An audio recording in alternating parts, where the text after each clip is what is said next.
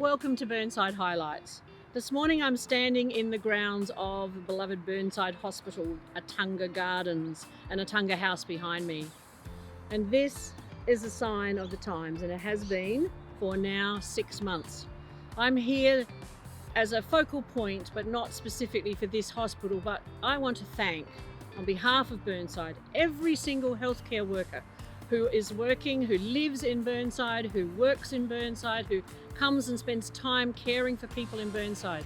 These past 6 months have been a massive task for everybody concerned, and my genuine thanks go to everybody, doctors, nurses, hospital wardens, ambulance drivers, carers in aged care, and it's far too many people for me to focus on sending letters to all of you. So this is my way of making an acknowledgement to you of the thanks that we have from the community for everything that you have done and are continuing to do during this crisis.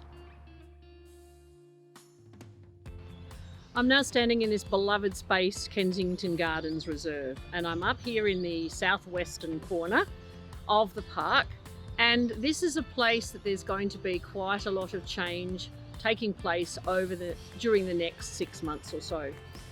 There'll be a sod turning ceremony in late September. That will be the start of the works. And the works include the development of a magnificent wetland right behind me here to replace that old pond. Beck's Lake has been there since my childhood. The money has come largely from the federal government, and I met with James Stevens and councillors last Saturday afternoon to have a look at the site with him and to take that opportunity to thank the federal government for the $3 million that they granted. The state government has also contributed over $600,000, and there's another $200,000 plus from the NR&M board. So we're very fortunate to have that money provided to us so that we can do this development. And the development will include new community tennis courts, a nature playground, which I'm really looking forward to seeing and I'm sure will be most enjoyable for our young people.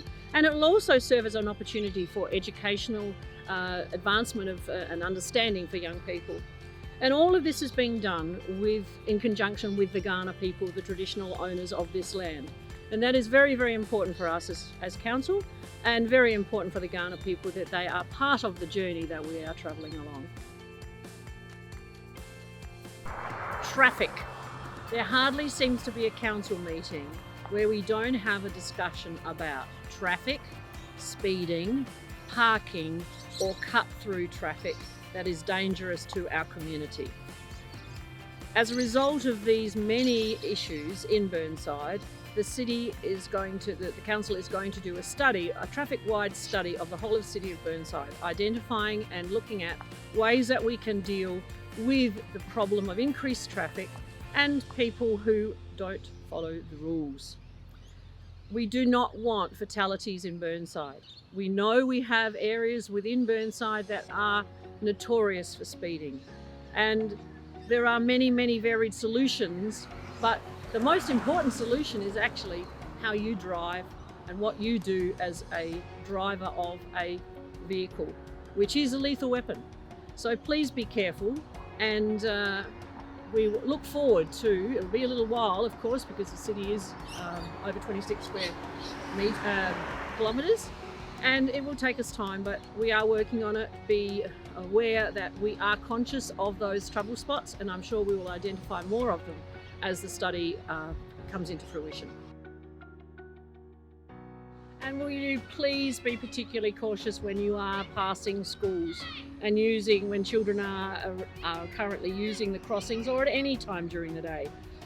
Parking and dropping off is always problematic and causes traffic issues and concerns about the safety of children. Now, while I'm talking about children, and particularly young children, this year I am going to be having a competition to design a Christmas card, and that the Mayor will send out to all of the people that she sends Christmas cards to, including the Governor and politicians and people who do great service in the City of Burnside. And the card this year is going to be designed by a student of Year 3 or Year 4. So very shortly, your schools will be receiving a letter from me, or some communication from us with the details about that competition, and we'll be receiving hopefully entries from all of the primary schools, both state and private, that are part of our Burnside city.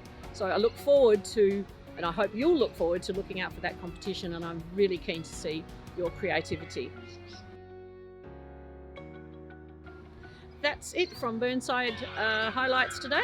Until I see you again in 2 weeks' time.